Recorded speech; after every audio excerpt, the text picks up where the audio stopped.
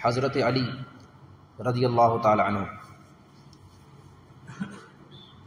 جن کے اقوال اور فرامین ایسے ہیں جو سونے کے پانی سے لکھے جائیں تو کم ہے، نصیحت آمیز، دلوں کو کھولنے والے اور آخرت کی یاد دلانے والے اور دنیا سنوارنے والے۔ پہلے تو آپ کی وصیتیں ہیں جو آپ نے اپنے فرزند ارجمند امام حسن مجتبیٰ کو آپ نے فرمائی۔ آپ نے فرمایا، اے بیٹا، میں تجھے وہ وصیتیں کر رہا ہوں جو تجھے کافی ہیں، اور یہ وہ وصیتیں ہیں جو رسول اللہ نے مجھے کی تھی۔ پہلی وصیت، جب حالات ایسے ویسے دیکھو، حالات خراب ہو جائیں، فرمایا زیادہ وقت اپنے گھر میں گزارا کرو اور اپنے گناہوں کو یاد کیا کرو، اللہ تعالیٰ سے معافی طلب کیا کرو۔ اے فرزند، میں تجھ کو وصیت کرتا ہوں کہ نماز وقت پر ادا کرنا، جب زکوٰۃ دے تو ایسے تو دینا جس کو اس کی ضرورت ہو۔ ایک وصیت اور آپ نے فرمائی، خوشی اور غصے کی حالت میں میانہ روی اور عدل اختیار کرنا، یعنی ایسا نہ ہو جب خوشی ملے تو گناہوں کی طرف چلا جائے، اور ایسا نہ ہو تو غصے میں غلط فیصلہ کر بیٹھے۔ تو کہا جب خوشی اور غصے کی حالت میں انصاف سے کام لینا، پڑوسی کے ساتھ نیکی کرتے رہنا اور مہمان کی عزت کرتے رہنا۔ پھر فرمایا، مسکینوں غریبوں سے محبت کر اور ان کے پاس بیٹھا کر۔ جب امیر المومنین، جب آپ مسند خلافت پر بیٹھے تو آپ زمین میں بیٹھ جایا کرتے تھے، زمین میں بیٹھا کرتے تھے، تو لوگوں نے کہا حضرت آپ خلیفہ ہو گئے ہیں تو ہماری مرضی ہے کہ آپ مسند پہ بیٹھا کریں، کرسی پہ بیٹھا کریں۔ تو آپ نے فرمایا نہیں، مجھے زمین پر اچھا لگتا ہے۔ فرمایا حضرت زمین پہ بیٹھنے میں کیا حکمت ہے؟ تو آپ نے ایسا جواب دیا کہ یہ ہم اپنے دلوں میں پیوست کر لیں تو ہمارے کام میں ہمیشہ آتا رہے گا۔ فرماتے ہیں، میں زمین پہ بیٹھنا اس لیے پسند کرتا ہوں کہ زمین پہ بیٹھنے والا کبھی گرتا نہیں ہے، زمین پہ بیٹھنے والا کبھی گرتا نہیں ہے۔ تو ایسا نہیں کہ کرسی پہ بیٹھنا ناجائز ہو، یہ نہ سمجھ لیں آپ، بلکہ وہ بتانا یہ چاہتے ہیں کہ وہ تکبر اور گھمنڈ کی طرف نہیں لے جاتا۔ اپنے ساتھیوں کے ساتھ ویسے ہی بیٹھا کرتے تھے خلافت کے بعد بھی، جیسا کہ جب خلیفہ نہیں تھے تب بیٹھا کرتے تھے۔ تو فرمایا مسکینوں غریبوں سے محبت کر اور ان کے پاس بیٹھا کر۔ فرمایا موت کو یاد کر اور عاجزی انکساری یاد کر، یہ عاجزی انکساری اختیار کر، یہ سب سے افضل عبادت ہے۔ پھر فرمایا، یہ بھی توجہ کن نقطہ ہے، فرمایا خلوت جلوت میں اللہ تعالیٰ سے ڈر، خلوت یعنی تنہائی میں، جلوت یعنی لوگوں کے سامنے، یعنی تیرا ڈرنا جب ان دونوں میں یکساں ایک سا ہو جائے تو سمجھ لے تو نے خلوص کی منزل کو پا لیا ہے۔ کبھی ایسا ہوتا ہے نا، ہم تنہائی میں جب عمل کر رہے ہوں تو جو ہے اس کو جلدی کرتے ہیں، کسی کے سامنے کریں تو پھر ہم اس کو آہستہ آہستہ اچھا کر کے کرتے ہیں۔ نماز کا یہ معاملہ ہے، نماز آپ گھر پہ پڑھیں، نماز آپ جلدی پڑھیں گے، آپ مسجد میں نماز پڑھیں، آپ جو ہے دھیرے دھیرے نماز پڑھیں گے، آپ نماز اماموں کے ساتھ پڑھیں، بعد میں پڑھیں، اچھی پڑھیں گے۔ جب بعد میں اپنی تنہا پڑھیں گے تو آپ نماز جلدی پڑھیں گے۔ یہ اپنے اندر مشاہدہ کر کے آدمی کو دیکھنا چاہیے۔ تو فرماتے ہیں خلوت اور جلوت جب تیری یکساں ہو جائے، ایک سی ہو جائے، سمجھ لے تو انہیں خلوص کو پا لیا ہے۔ جیسے کہ قرآن پڑھنے کے طریقہ کار ہیں، تو لوگ جب دیکھ رہے ہوں تو ہم اچھا پڑھیں، تنہائی میں جلدی پڑھیں۔ تو بہت سے ایسے اشاق گزرے ہیں نا، وہ قرآن ایسے پڑھتے تھے کہ جیسے اپنا قرآن ہم اللہ کو سنا رہے ہیں، اسی کا کلام ہے یہ۔ تو وہ ہمیشہ اس کیفیت سے پڑھتے تھے۔ تو کہ اپنی خلوت اور جلوت، تنہائی اور لوگوں کے سامنے تو اللہ تعالیٰ سے برابر ڈر، ایسا نہ ہو تیرے اندر دکھاوا پیدا ہو جائے۔ پھر فرماتے ہیں ہر قول و فعل کو شریعت کے مطابق کر، تیرا قول بھی تیرا فعل بھی یعنی تو جو زبان سے کہے اور جو تو کام کرے شریعت کے مطابق ہو. آخرت کے امور میں جلدی کر، جو آخرت کے کام ہوں ان میں جلدی کر، اور دنیا کے کاموں میں خوب تحقیق سے کام کر. پہلے دیکھ لے کہ اس کا انجام کیا ہوگا جو دنیا میں تو کرنے جا رہا ہے، اور کام اگر آخرت کا ہے تو اسے فوراً کر بیٹھ، یہاں تک کہ اس میں تیرے لیے بھلائی ہو. ایسے مقامات پر نہ جا جہاں تہمت کا اندیشہ ہو. لوگ کہتے ہیں ہم تو لوگوں کی پرواہ نہیں کرتے، ہم تو صحیح ہیں، ہم تو جہاں بیٹھتے ہیں وہاں بیٹھیں گے. کچھ جگہیں ایسی ہوتی ہیں جو جگہیں بدنام ہوتی ہیں، کچھ جگہیں ایسی ہوتی ہیں، کچھ مقام ایسے ہوتے ہیں جگہوں پر. تو فرمایا تہمت کی جگہ سے بچو، ورنہ تہمت تم تک آ کر لگ جائے گی. تم غلط ہو یا نہ ہو، تہمت تم کو پہنچ جائے گی. تو فرمایا ایسے مقامات سے بچ جہاں تہمت کا اندیشہ ہو. پھر فرمایا ایسی صحبت میں نہ جا جہاں برائی کا اندیشہ ہو. تو جو امید ہے کہ یہاں جائے گا تو گناہ کر بیٹھے گا، تو فرمایا ایسی صحبت سے بچ کہ خوف ہو تو یہاں جائے گا تو گناہ کر بیٹھے گا. جو خود برا ہے اپنے ہم صحبت کو بھی ایک دن بگاڑ ہی دیتا ہے. صحبت کا اثر پیدا ہوتا ہے. اگر آپ عطر کی دکان پر بیٹھیں گے تو بھلے ہی آپ عطر لگائیں یا نہ لگائیں، لیکن آپ کے جسم سے تھوڑی بہت خوشبو آنا شروع ہو جائے گی. آپ بھٹی والے کی دکان پر بیٹھیں، وہ اپنی بھٹی جھونکتا رہے، لوہا گرم کرتا رہے، آپ بیٹھیں اس کے پاس میں، آپ اٹھ کے جائیں گے تو آپ کے کپڑوں سے تھوڑی بہت دھوئیں کی جلن ضرور آتی ہوگی.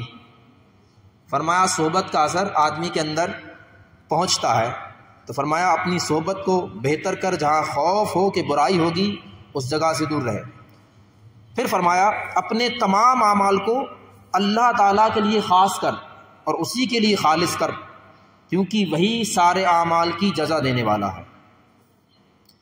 پھر فرماتے ہیں گناہ کرنے والوں کو گناہ سے روک، اس سے اچھی بات کا حکم کر اور بری باتوں سے منع کر.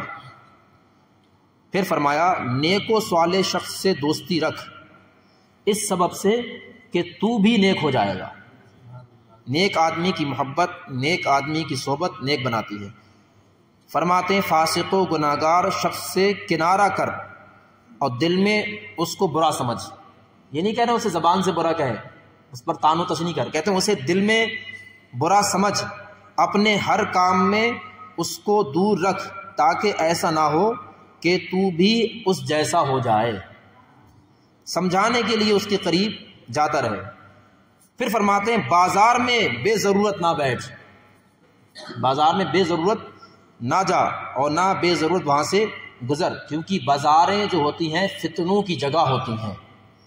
فرمایا بازار میں بے ضرورت نہ جا. پھر فرمایا بے وقوفوں سے بحث حجت نہ کر، کیونکہ جب تو ان سے بے وقوفوں سے حجت اور بحث کرے گا تو بھی بے وقوف ہی کہلائے گا، کیونکہ وہ تو ماننے والا ہے نہیں. ایک عالم کے لیے یہ زیبا نہیں وہ کسی جاہل سے مناظرہ کرے، ایک عالم کے لیے یہ زیبا نہیں وہ کسی جاہل سے مناظرہ کرے. اور ویسے بھی حکم ہے کہ لوگوں کے سامنے ایسی بات کرو جیسا کہ جتنی ان کی سمجھ ہے، نہ کہ اپنی سمجھ کے مطابق کہ میری سمجھ تو عربی کی ہے، میری سمجھ فارسی کی ہے، میری سمجھ انگلش کی ہے. نہیں، ایسی بات کر جیسی کہ سامنے والوں کی سمجھ ہے، ورنہ وہ لوگ اگر تیری بات نہ سنیں گے اور تیری بات اگر نہ سمجھیں گے تو وہ تجھ سے بیزار ہو جائیں گے. فرمایا سکوت کو ہمیشہ اپنے اوپر لازم کر، یعنی خاموشی اختیار کر. خاموشی میں عافیت ہے اور ہمیشہ تمہیں اعلیٰ مقام دینے والی ہے، یعنی کم بول.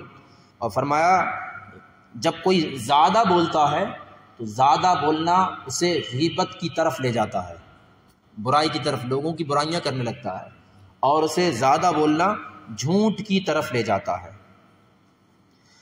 فرمایا جیسے اپنے دشمن سے ہوشیار رہتا ہے ویسے ہی اپنے دوست سے بھی ہوشیار رہے، ویسے ہی اپنے دوست سے بھی ہوشیار رہے. کہیں ایسا نہ ہو تیرے کسی کام کو دیکھ کے کل وہ تیرا دشمن ہو جائے. کیونکہ جب کسی سے ہم دوستی کرتے ہیں نا تو اسے ہمارے سارے راز معلوم ہونا شروع ہو جاتے ہیں. جب ہم کسی سے دوستی کرتے ہیں نا تو اس کی ہمیں ہر چیز اچھی لگتی ہے، اس کی برائی بھی اچھی لگتی ہے، اور جب ہم دشمنی کریں تو ہمیں اس کی اچھائی بھی بری لگتی ہے۔ تو کہتے ہیں جس طرح دشمن سے ہوشیار رہتا ہے اتنا ہی دوست سے ہوشیار رہے۔ ایسی مجلسوں کو اختیار کر جن میں خدا تعالیٰ کا ذکر ہوتا ہو، جن میں دعا ہوتی ہو، اور جن میں زیادہ اللہ تعالیٰ کو یاد کیا جاتا ہو۔ یہ وصیتیں اور نصیحتیں آپ نے امام حسن رضی اللہ تعالیٰ عنہ کو فرمائی۔ پھر خاص وصیت فرمائی، فرمایا اے بیٹا میں تیرے درمیان سے جا رہا ہوں، اپنے بھائی حسین اور دوسرے بھائیوں کے ساتھ اچھا سلوک کرنا۔ پھر فرمایا اللہ تعالیٰ میرے بعد تمہارا نگہبان ہے، میں اس سے سوال کرتا ہوں کہ تمہارے کاموں کی اصلاح کرے اور سرکشوں اور باغوں کے شر سے تمہیں محفوظ رکھے۔ آپ نے یہ آخری کلمات بولے اور آپ اس دنیا سے تشریف لے گئے۔ پھر آپ نے اور موقع پہ فرمایا سب سے بڑی امیری ایسا نہیں ہے، سب سے بڑی امیری عقل مندی ہے۔ آپ فرماتے ہیں بے وقوفوں سے زیادہ دنیا میں کوئی غریب نہیں ہے، سب سے بڑی غریبی بے وقوفی ہے، کم عقلی ہے۔ پھر فرماتے ہیں غرور و گھمنڈ سب سے بچتا رہے، کیونکہ یہ تیرے دل کو سخت کر دے گا اور تیرے قبر میں وحشت خوف پیدا کر دے گا۔ پھر فرماتے ہیں سب سے عظیم چیز، سب سے افضل چیز دنیا میں کوئی ہے اگر، تو فرماتے اچھے اخلاق و کردار ہے۔ اور فرماتے ہیں اسی سے باتیں ٹچ کرتی ہوئی ہیں، فرماتے ہیں بے وقوفوں کی محبت سے بچ کہ وہ تجھے نفع پہنچانا چاہیں گے اور تجھے نقصان پہنچا بیٹھیں گے۔ جھوٹ سے پرہیز کر، اس لیے کہ جھوٹ جو ہے اللہ تعالیٰ سے دور کر دیتا ہے۔ اور پھر فرماتے ہیں بخیل کنجوسی سے بچ اور کنجوس لوگوں سے بھی بچ، ورنہ تیرے اندر یہ ایسا ایک مادہ پیدا کریں گے کہ دوسرے کے مالوں پر تو لالچ کی نگاہ رکھے گا۔ یعنی آدمی کو جیسا کہ ہم بتاتے آئے پہلے اپنے اوپر مال خرچ کرنا چاہیے۔ جو شخص اپنے اوپر ہی مال خرچ نہ کرتا ہو وہ دوسرے پر کیا خرچ کرے گا؟ تو فرمایا بخیل کنجوسی سے اور کنجوسوں سے، دونوں چیزوں سے بچ۔ پھر آپ کے کچھ اقوال ہیں جو ہیرے جواہرات سے زیادہ قیمت والے ہیں، رشد و ہدایت کے لیے بیان کیے جاتے ہیں۔ ہمارے آقا صلی اللہ علیہ وآلہ وسلم کا دوست وہ شخص ہے جو اللہ تعالیٰ کا فرما بردار ہے۔ آپ نے فرمایا بے شک اللہ تعالیٰ نے تم پر فرض کو لازم کیا ہے تو انہیں ضائع نہ کرو، یعنی فرض کو ضائع نہ کرو۔ سب سے پہلے اللہ تعالیٰ نے تم پر جو چیزیں فرض کی ہیں پہلے ان کے بارے میں سوچو۔ کیا ہم سے فرض کے بارے میں سوال ہوگا؟ جو کام ہم پر فرض کیے گئے ہیں تو سب سے پہلے فرماتے ہیں اپنے فرض جو تمہارے اوپر فرض ہے اس پر توجہ دو۔ پھر فرمایا بڑے بڑے گناہوں کا کفارہ یہ ہے کہ گرے پڑے غمگین لوگوں کی تم مدد کرو۔ فرماتے ہیں یہ بڑے بڑے گناہوں کو مٹا دیتا ہے جب کوئی کسی مصیبت زدہ کو، پریشان حال کو خوش کر دیتا ہے۔ فرماتے ہیں سخاوت یہ ہے کہ سائل کے سوال سے پہلے اسے دیا جائے۔ ہم تو کہتے ہیں کوئی مانگے تو دیں گے، ہم سخی کہلائیں گے، لیکن مولا کائنات کہتے ہیں اگر تم سخی تب ہو کہ مانگنے والے کے چہرے کو پہچان لو، اس کے مانگنے سے پہلے اسے دے دو تو تم سخاوت کرنے والے کہلاؤ گے، کیونکہ آپ سخاوت کرنے میں بہت اعلیٰ تھے اور خود کا کھانا تو بہت تھوڑا سا تھا۔ ایک تابعی بزرگ ہیں، ان کا نام تو اس وقت میرے ذہن میں نہیں، وہ حضرت علی کے پاس آئے اور حضرت علی نے ایک صندوق کھولا، صندوق میں تالا پڑا تھا، صندوق کا تالا کھولا، اس میں ایک پوٹلی تھی وہ نکالی، تو اس میں آپ کا کھانا تھا۔ تو اس نے سوچا کھانا وہی بہت قیمتی ہوگا، صندوق میں تالا لگا کے رکھا ہے، اس میں پوٹلی میں رکھا ہے، تو دیکھا تو اس میں ستو ہے، کچھ ستو، بہت سستا سا کھانا ہے، پرانے لوگ اس کو سمجھتے ہوں ستو ہے۔ تو اس نے کہا حضرت میں تو سوچ رہا تھا بہت قیمتی شے ہوگی، ستو وہ بھی اتنے چھپا کر رکھے ہیں ایک صندوق میں، وہ بھی اس کے اندر پوٹلی۔ تو آپ نے فرمایا اب میں نے دنیا کو چھوڑ دیا ہے اور اللہ تبارک و تعالیٰ کی طرف ساری توجہ لگاتی ہے. اگر میں صندوق کو کھلا چھوڑ دوں تو حسن اس میں آ کر کے گھی ملا دیتا ہے، اس میں حسن آ کر کے گھی ملا دیتا ہے، اور میں روغنی غذاؤں سے بچنا چاہتا ہوں، اور بس میں اپنی توجہ اتنا کھاتا ہوں کہ بس اللہ کی عبادت کر سکوں. یہ حال تھا مولا کائنات حضرت علی رضی اللہ تعالیٰ عنہ کا. فرماتے ہیں سب سے بڑی غربت اچھے ساتھی کا نہ ہونا ہے، سب سے بڑی غریبی اچھے دوست کا نہ ہونا ہے. جس کو اچھا دوست مل جائے اس کی زندگی بہتر ہے. فرماتے ہیں جب عقل مکمل ہو جاتی ہے، عقل مکمل ہو جاتی ہے تو پھر زبان پر تالا لگ جاتا ہے، زبان کم بولنا شروع کر دیتی ہے. کامل اور اکمل آدمی کی نشانی یہ ہے کہ وہ فضول نہیں بولتا. فرمایا تو اپنے بیوی بچوں میں مشغول ہونے کو اپنا سب سے بڑا شغل نہ بنانا، کیونکہ اگر تیرے بیوی بچے اللہ تعالیٰ کے دوستوں میں سے ہیں تو اللہ تعالیٰ اپنے دوستوں کو بھی ضائع نہیں کرتا، اور اگر وہ اللہ تعالیٰ کے دشمنوں میں سے ہیں، یعنی خود بھی فرض چھوڑ بیٹھے اور تجھ سے بھی فرض چھڑوا دیے، تو فرمایا وہ تیرے دشمن کی طرح ہے. فرماتے ہیں مال و دولت تمام خواہشات کی یعنی گناہوں کی بنیاد پیدا کرتی ہے.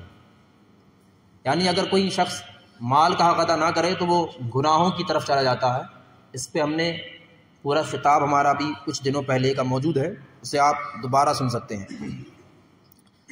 پھر آپ نے ارشاد فرمایا لالچ انسان کو ذلیل کر دیتا ہے. لالچ سے بچو. جس کے اندر لالچ پیدا ہو گیا تو وہ ذلت میں چلا جائے گا، وہ پھر کتنا ہی امیر ہو. فرماتے ہیں لوگوں میں افضل وہ شخص ہے جو لوگوں کو معاف کرنا جانتا ہے.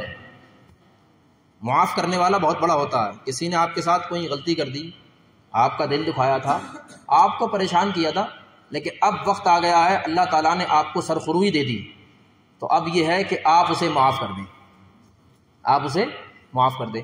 اللہ کے نبی صلی اللہ علیہ وآلہ وسلم جب فتح مکہ ہوا تو حضور اونٹنی پر سوار تھے اور مکہ شریف میں داخل ہوئے. تو مکہ کے کافروں نے بھاگنا شروع کر دیا. آج تو ان کی حکومت آ گئی، ہم نے تو احد میں ان پر ظلم کیا، بدر میں ان پر ظلم کیا، ان پر ہم نے چڑھائی کی، آج تو ہم سے یہ بدلہ لیں گے. لیکن حضور کا سر جھکا ہوا تھا اور کسی نے کہا اے عباس تیرے بھتیجے کی حکومت آ گئی.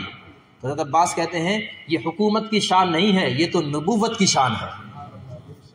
یہ حکومت کی شان نہیں ہے، یہ نبوت کی شان ہے. اور پھر حضور نے کیا فرمایا، جب کسی نے کہا اب ان کو پکڑا جائے گا، ان کو مارا جائے گا، لیکن حضور نے فرمایا ارحمو، آج سب پر رحم کیا جائے گا. اسی مہینے میں فتح مکہ ہوا، ابھی 1-2 دن پہلے. تو حضور نے فرمایا ارحمو، آج سب پر رحم کیا جائے گا، آج کسی کو نہیں مارا جائے گا. تو جب یہ الفاظ سنے ان لوگوں نے جنہوں نے ظلم کیا تھا، تشدد کیا تھا، کبھی شیب ابی طالب میں ڈالا تھا، کبھی بچی فاطمہ کو ستایا تھا، آج جب انہوں نے یہ کلمات سنے آج سب پر رحم کیا جائے گا، نہ جانے کتنے لوگ کلمہ پڑھ کے مسلمان ہو گئے.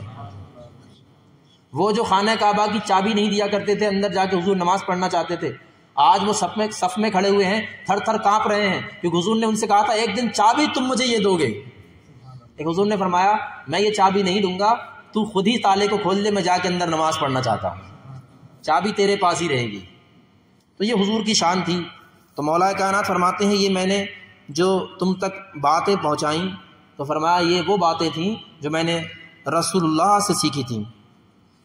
ایک خاص بات اور آپ ارشاد فرماتے کوئی علم تمہیں حاصل نہ ہوگا جب تک تم اس میں غور و فکر نہ کرو، ورنہ بس ایسے ہی پڑھتے رہو گے تمہیں حاصل کچھ نہیں ہوگا جب تک تم اس میں غور و فکر نہ کرو. فرماتے علم دین کے بغیر اطاعت الہی نہیں کی جا سکتی جب تک آپ علم نہ سیکھیں. ایک مثال دے کے اپنی تقریر کو سمیٹ لوں.